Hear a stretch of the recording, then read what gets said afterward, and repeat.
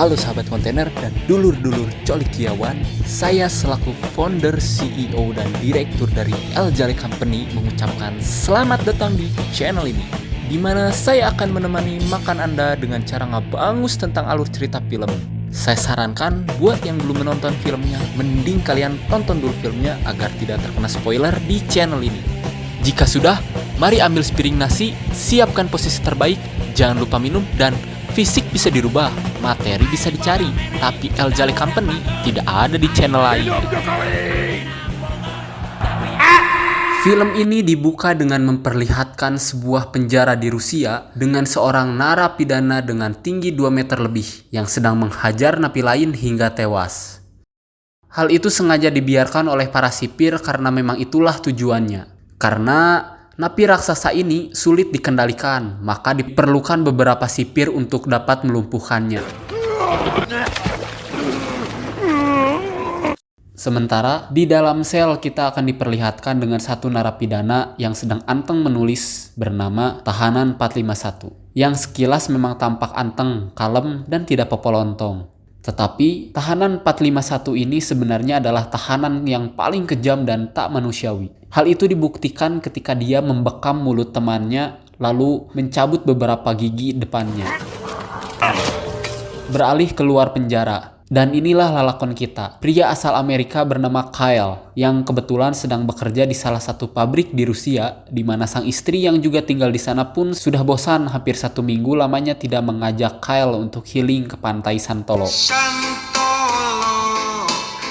Tetapi, karena Kyle adalah pria berprinsip dan taat waktu, maka Kyle pun menolak ajakan istrinya. Ketika dalam perjalanan pulang, sang istri kebetulan sendirian di rumah, yang tampak sedang menyiapkan makan malam untuk mereka. Namun, tepat saat keduanya sedang teleponan, muncullah seorang pria asing yang sepertinya memiliki niat jahat dan ternyata benar. Pria itu masuk ke dalam rumah Kyle dan mencoba untuk memperkosa istrinya, yang karena si istri terus memberontak, si pria asing itu pun mengeluarkan pisau lipatnya dan menikam perut si istri hingga tewas.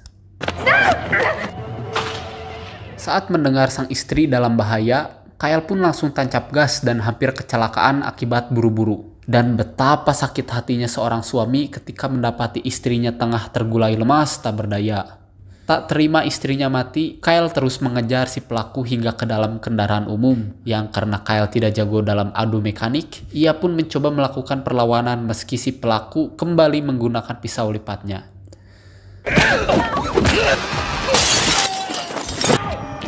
Namun, betapa sialnya hidup Kyle ketika polisi goblok ini justru malah menangkapnya, bukan menangkap si pelaku. Sehingga kasus ini pun langsung dibawa ke pengadilan. Dan karena si pelaku berasal dari keluarga kaya dan tahu bagaimana caranya membayar hakim, ia pun terbebas dari tuduhan dengan alasan tidak adanya bukti yang kuat. Dan sungguh hati siapa yang tidak sakit hati tatkala melihat pelaku yang telah membunuh orang yang kita cintai terbebas dari hukuman dan malah tersenyum lebar seolah tidak punya salah. Sehingga daripada harga dirinya diinjak-injak dan keadilan hanya berpihak pada yang beruang, Kyle pun nekat merebut senjata milik petugas pengadilan dan menembak kepala pelaku di depan semua orang. Akibatnya, Kyle pun harus dijatuhi hukuman seumur hidup tanpa adanya bebas bersyarat dan ditempatkan di sebuah penjara bernama penjara Kravavi yang dicap sebagai penjara paling ketat dan paling kejam di Rusia. Sehingga ini akan menjadi awal penderitaan yang baru untuk lalakon hirup kita. Setelah tiba di penjara, Kyle dan para tahanan baru pun dipersilahkan untuk berbaris. Yang di sini kita akan langsung diperkenalkan pada sang kepala sipir bernama Jenderal Husov. Lalu kita akan ditunjukkan pada satu tahanan yang mencoba kabur, dengkulnya ditembak dan diperlakukan layaknya sampah. Serta kita akan diperkenalkan pada seorang pemuda berusia 21 tahun bernama Billy, tidak pakai saputra. Yang sangat disayangkan, di usia yang terbilang masih muda, dia harus mendekam di penjara, serta sudah harus siap jika lubang caduknya dianiaya oleh para tahanan senior. Selanjutnya, Kyle dan para tahanan baru pun diwajibkan untuk menyerahkan semua barang berharga mereka. Di situ ada seorang kepala penjaga galak, kita panggil saja Mang Dadang. yang meminta cincin kawin Kyle dilepaskan. Dan tentu saja hal itu mendapat penolakan dari si Kyle. Sehingga setelah Kyle mendapat perlakuan tidak menyenangkan dari Mang Dadang, ia pun masuk ke ruang kerapihan yang karena rambutnya masih pendek, ia pun tidak diwajibkan untuk bercukur. Berbeda dengan Billy yang rambutnya gondrong, penjaga langsung mencukur habis rambutnya sebelum dimasukkan dan ditentukan kamar selnya. Para tahanan baru akan tidur dalam satu ruangan yang sama, di mana Kyle yang sempat melihat cincin kawinnya dipakai oleh si Mang Dadang dan tak bisa berbuat apa-apa karena di tempat ini dia tidak memiliki kuasa atas dirinya ataupun orang lain. Namun setidaknya Kyle berhasil menyelundupkan foto sang istri untuk sebagai pengingat bahwa tempat ini bukanlah tempatnya.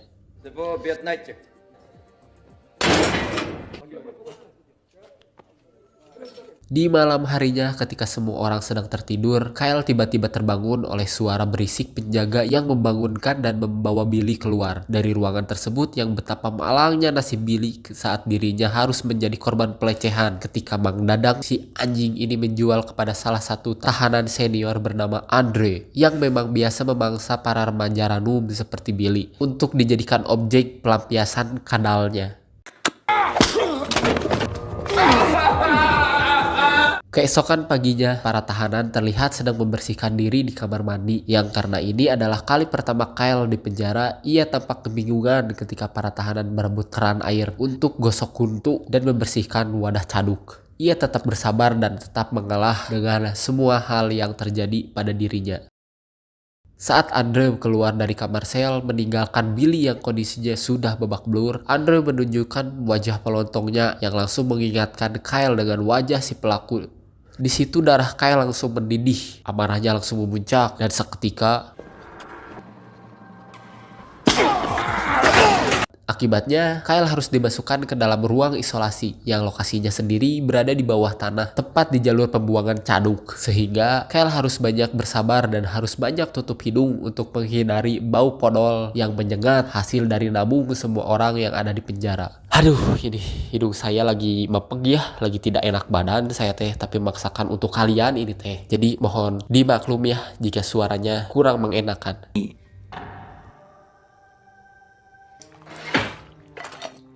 Berhari-hari Kyle tidak memakan makanan yang disiapkan oleh penjaga karena siapa atuh yang selera makan di tengah gerombolan si kuning jago berenang serta bau caduk yang menyengat. Sampai akhirnya Kyle pun merasa lemas dan kehilangan akal sehatnya. Dia berpikiran untuk mendiskon umur dengan cara mengikatkan lehernya menggunakan baju tahanan. Yang karena cara itu gagal, Kyle pun memukul-mukulkan kepalanya ke dinding. Di tengah masa transisinya ini, Kyle mendapatkan seorang teman, sesama penghuni ruang isolasi yang berada tepat di samping ruangannya. Entah siapa tahanan itu, tetapi Kyle berkali-kali menepuk dinding untuk supaya tahanan itu diam dan tidak teriak-teriak setiap malam.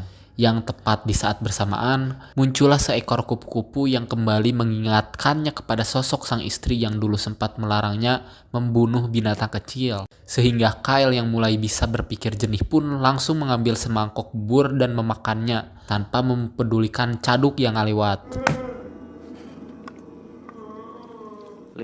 5 hari di dalam ruangan isolasi, kini saatnya Kyle dibawa keluar oleh Mang Dadang untuk dimasukkan ke dalam kamar sel yang akan menjadi tempat atau kamar tempatnya menghabiskan sisa hidupnya. Dan betapa liciknya Mang Dadang ketika dia sengaja menempatkannya bersama tahanan 451 yang kita lihat di awal tadi, yang katanya tahanan 45 ini sudah membunuh 3 teman sekamarnya. Sehingga apabila suatu hari Kyle ingin pindah, maka dia harus membayar sejumlah uang untuk bisa membeli kamar sel. Di tempat lain, tanpa mengeluarkan sepatah kata pun, Kyle mencoba untuk tidak mengganggu atau menyapa tahanan 451. Memang di ruangan yang sesempit ini sulit sekali untuk Kyle bisa bergerak leluasa. Bahkan untuk modal pun ia harus ngehejeun tepat di depan si tahanan 451 yang sedang membaca buku.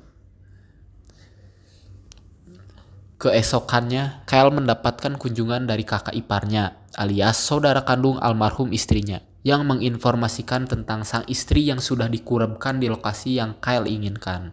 Tak ingin melihat Kyle menderita di tempat ini, si kakak ipar pun menyarankan agar Kyle menggunakan uangnya untuk bisa tetap aman dan nyaman selama berada di penjara. Dengan dalih kedisiplinan dan pemanfaatan SDM, semua tahanan diwajibkan bekerja di luar penjara, yang tentu saja hasil dari keringat mereka semua akan masuk ke dalam kantong pribadi Bapak Jenderal. Kyle yang belum terbiasa bekerja berat seperti ini pun sempat mengalami kelelahan sampai penjaga menyuruhnya untuk bekerja kembali. Back to work. Tepat saat jam istirahat, di lapangan Kyle berkenalan dengan Billy yang langsung berterima kasih karena sudah membogem-bebenguk si Andre. Yang tempo hari di situ juga mereka berkenalan dengan satu tahanan berkursi roda bernama Malakai yang katanya adalah tahanan yang bisa menyelundupkan benda apapun di penjara. Semua orang tahu hal yang terjadi di tempat ini di mana Malakai menyarankan agar Kyle untuk segera pindah sel karena akan sangat tidak worth it apabila Kyle terus-menerus satu kamar dengan si tahanan 451. Malahan, Malakai juga menjelaskan alasan kenapa para penjaga membiarkan si tahanan 451 ini tetap hidup adalah karena dia menjadi aset alias sumber uang untuk orang-orang seperti Kyle yang ingin pindah kamar, yang otomatis Mang Dadang bisa meraup untung dari orang-orang yang takut satu kamar dengannya. No place is a fucking war zone. Okay.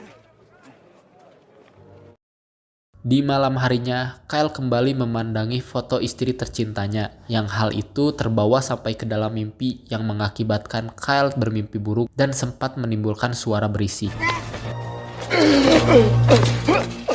Keesokan harinya, di ruang makan, Kyle pun satu meja dengan para tahanan lemah dan tak berdaya seperti Billy, Malakai, dan satu tahanan junior di mana Andre lagi-lagi bersikap polontong atau songong ketika dia menggeplak kepala Kyle dan meludahi makanan yang sedang dia makan. Ketika jam istirahat, diadakan sebuah acara bernama Sparta, yaitu sebuah acara duel semacam fight club yang sengaja diselenggarakan oleh si jenderal untuk membuat tahanan saling bertarung satu sama lain. Dan lagi-lagi acara ini didasarkan atas dasar uang, karena si jenderal selalu melakukan judi bersama teman-temannya, pejabatnya, dan menaruh semua uangnya kepada si Andre yang dianggap sebagai petarung paling jago.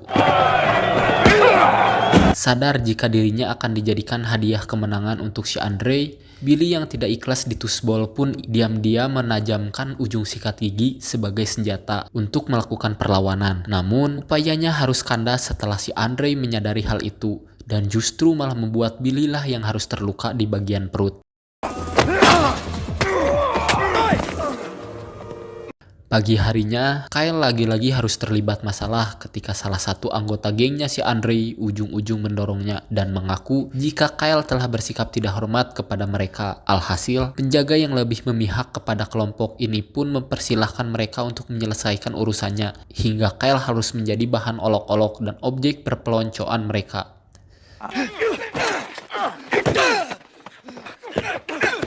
Sialnya Kyle yang tidak salah apapun justru malah harus kembali dimasukkan ke dalam ruang isolasi yang bau podol dan sesak itu, serta harus menepuk-nepuk dinding sebagai tanda kepada tahanan yang ada di ruangan sebelah. 2 minggu berada di dalam ruangan isolasi, Kyle kini sudah menjadi teman dari tahanan sebelah yang entah seperti apa wujudnya, karena Kyle hanya berkomunikasi melalui dinding yang di hari terakhir dirinya di sana akhirnya terungkap jika tahanan yang menjadi temannya selama ini adalah tahanan raksasa di awal film. Di hari pertama dirinya keluar dari ruang isolasi, Kyle lagi-lagi harus dibuat rungsing oleh si koplok Andre, yang ujung-ujung menghadangnya sambil mengeluarkan kata-kata kasar. Namun, Kyle tidak terpancing dan langsung masuk ke dalam selnya. Dan saat jam makan siang, si Andre yang tak puas-puasnya mengganggu Kyle yang sedang makan, sehingga ketika kesabarannya terus dipancing, Kyle yang mentalnya belum stabil pun langsung menonjok bebenguk si Andre.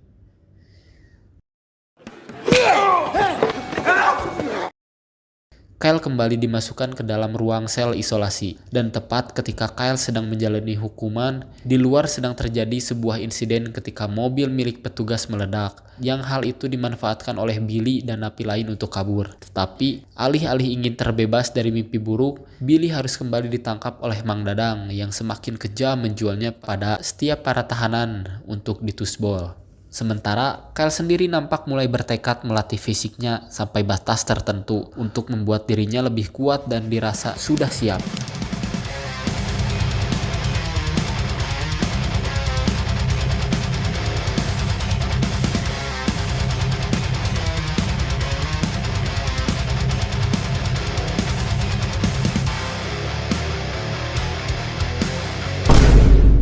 Namun ketika Kyle yang semakin jarang bicara pun harus berhadapan dengan si Andre yang akan menjadi lawan bertarungnya. Karena Kyle belum terbiasa melakukan pertarungan dan bukan hanya mengandalkan kekuatan fisik saja, Kyle pun harus terkena pukulan berkali-kali hingga dia dibuat tak berdaya. Pada satu titik, Kyle yang sudah tidak bisa berpikir jernih pun berhasil membuat si Andre terjatuh, serta melakukan serangan balik yang sebenarnya ini ilegal, yakni menggigit leher si Andre hingga uratnya putus dan sudah pasti akan mati. Pada momen ini, seketika membuat semua orang terdiam menyaksikan sosok Kyle yang berubah menjadi monster. Dari sini, Kyle sudah kehilangan jati dirinya pun mulai membrutal dengan menjadi bonekanya para penjaga, termasuk Bapak Jenderal yang berhasil meraup banyak keuntungan dari hasil judi bersama teman-temannya. Kemenangan demi kemenangan yang Kyle raih sebenarnya adalah sesuatu yang palsu. Karena sesungguhnya pemenangnya tidak lain adalah Bapak Jenderal dan para penjaga. Kyle hanya dijadikan budak objek permainan untuk mereka-mereka yang berkuasa. Hal ini tentu saja membuat teman-temannya merasa miris dan kasihan, tidak terkecuali dari teman sekamar selnya, yakni si tahanan 451. Karena sudah jabrig, Kyle pun mencukur brewoknya, termasuk rambut gondrongnya yang tak lama muncullah si tahanan 451. Dan entah apa penyebabnya, si Kyle sampai detik ini masih belum dibunuh oleh si tahanan 451 yang dikenal beringas ini. Dan justru Kyle lah yang malah diingatkan agar jangan sampai kehilangan jati dirinya. Dan jangan biarkan para penjaga menang atas dirinya. Tepat saat hari kemerdekaan Rusia tiba, Billy memanfaatkan kesempatan itu untuk kabur dari penjara karena sudah capek dan lelah terus-terusan menderita dan dijadikan budak oleh Mang Dadang, di mana Malakai yang sukarela membantunya dengan memberikan kunci pintu keluar dan itu gratis. Yang setelah Billy berpamitan kepada Kyle, kita diperkenalkan dengan satu tahanan baru bernama Valia. Dikirim dari penjara lain supaya Kyle mendapat perlawanan di acara Spark nanti. Ketika malam harinya, semua tahanan sedang makan malam bersama, merayakan hari kemerdekaan Rusia. Sedangkan Billy yang sedang terlihat berupaya kabur dari penjara ini, tapi teganya si Malakai mengkhianati Billy dengan bekerja sama dengan kepala penjaga yang hal itu ia lakukan hanya demi untuk bisa mendapatkan obat yang tanpa dia sadari tahanan 451 sedang mengawasinya. Valia sendiri terlihat sedang melakukan pertarungan pertamanya di penjara yang baru ini. Sebagai hadiah atas kemenangannya, dia berhak mendapatkan hadiah spesial, yaitu Billy yang nampak menolak permintaan itu. Keesokan paginya, Billy ditemukan sekarat akibat semalaman terus dihajar oleh si Valia. Di mana Kyle yang diizinkan masuk untuk memeriksa yang di detik-detik kematiannya, Billy menyampaikan pesan agar Kyle jangan sampai berubah menjadi seseorang yang bukan dirinya lagi. Tiba saatnya puncak pertarungan, alih-alih akan menjadi tontonan yang seru, Kyle justru malah jongkok terdiam dan tak mau melakukan perlawanan. Di mana hal ini dia lakukan sesuai dengan janjinya kepada Billy, yaitu akan menjadi dirinya sendiri. Untuk memberikan Kyle pelajaran, Jenderal pun memerintahkan Mang Dadang untuk mengikatnya di tengah lapangan. Yang hal ini tentu saja langsung menarik perhatian semua orang yang ada di penjara tersebut. Sementara itu, mari saya bawa Anda ke si Malakai yang sedang menyerahkan barang permintaan tahanan 451, yaitu berupa botol berisi minyak tanah di mana tahanan 451 ini dengan terang-terangan membakarnya karena telah mengkhianati temannya sendiri yang di saat itu Malakai yang tidak pernah merasakan serunya main bola pun terus memohon agar dimaafkan.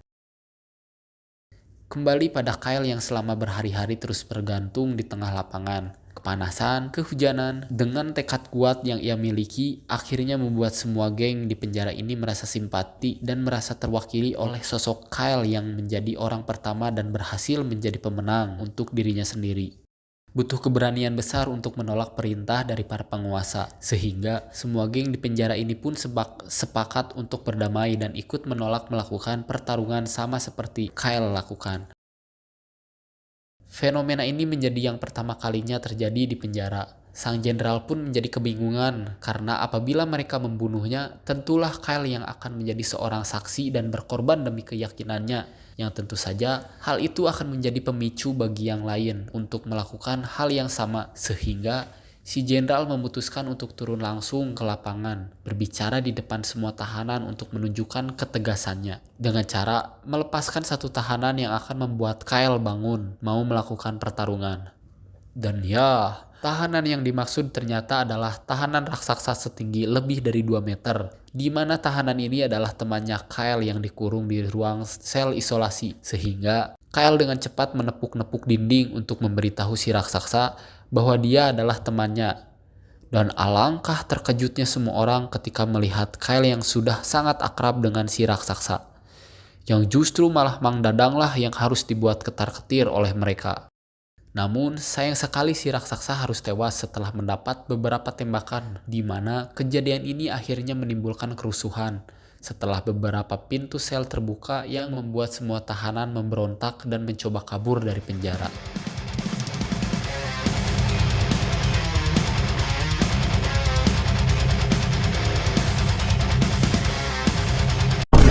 Ketika semua tahanan sedang sibuk dalam kerusuhan, Kyle dan tahanan 451 pun terlihat sedang duduk berdua di tempat sepi. Yang di sini akhirnya terungkaplah alasan kenapa dia tidak membunuh Kyle. Karena Kyle merupakan orang pendiam yang tidak banyak omong. Tahanan 451 ini sangat membenci sekali orang yang banyak omong. Seperti yang saya lakukan saat ini. Hehehehe. Ya, itulah kenapa dia membunuh 3 teman sekamarnya. Namun, karena sejak pertama kali datangnya Kyle tidak pernah bersuara, kecuali hanya sedang modal. Ia pun membiarkan Kyle tetap hidup, dan sekarang dia justru dengan sukarela akan mengeluarkan Kyle dari penjara, asalkan Kyle mau membawa serta bukti-bukti kebobrokan si jenderal di penjara. Di keesokan paginya ketika kerusuhan sudah mereda, si tahanan 451 pun langsung membobol dinding yang di situ terdapat semua bukti kejahatan manusia yang terjadi di penjara ini. Di mana rencana kabur ini sendiri akan berhasil apabila Kyle mau melakukan satu pertarungan terakhir. Dengan fakta bahwa Kyle mau bertarung lagi, otomatis dia sudah tidak dianggap tidak ada gunanya lagi. Sehingga kalah atau menang dari si Valia, Kyle akan tetap dihabisi. Pertarungan pun berlangsung sengit, dengan keduanya yang sama-sama menunjukkan kehebatannya masing-masing. Yang karena tekad Kyle lebih kuat dan terarah, ia pun berhasil mendapatkan kesempatan untuk mematahkan lengan kanan si Valia. Tak terima dikalahkan dengan mudah, ia yang curang pun mengambil pisau dari dalam sepatunya dan justru tak sengaja menikam bosnya sendiri yang pernah satu kali menginjak harga diri Kyle. Yang dari sini, Kyle langsung memberikan serangan terakhir yang khusus dipersembahkan untuk Billy. Setelah pertarungan selesai pun, Mang Dadang langsung membawa Kyle menuju parkiran mobil, yang ketika dia akan dieksekusi, tiba-tiba muncullah tahanan 451 yang langsung menumbangkan Mang Dadang, di mana Kyle langsung menutup mulutnya menggunakan kolor yang seminggu tadi cuci, lalu menarik tubuhnya tepat di bawah mobil yang sedang didongkrak, dan tahanan 451 pun menyerahkan semua bukti kejahatan si jenderal, agar Kyle mau memberitahu masyarakat tentang betapa tidak sehatnya sistem di penjara ini, yang karena tahanan 451 ini sudah menumbangkan salah satu temannya si jenderal. Kyle pun hanya tinggal memakai seragamnya dan pergi keluar dengan pura-pura menjadi pejabat. Setelah Kyle berhasil keluar, tahanan 451 pun diam-diam masuk ke dalam ruangan pribadi si jenderal. Yang di situ, beliau terlihat sangat amat ketar-ketir oleh kemunculan si tahanan 451 yang memiliki dedegan menakutkan. Yang karena jenderal terlalu banyak omong, tahanan 451 pun mencabut semua giginya saat itu juga. Setelah semua selesai, Kyle yang akhirnya bisa menghirup udara bebas pun dan tinggal menyerahkan semua bukti ini kepada orang-orang yang tepat. Dan film ini pun selesai. Au, bangsat.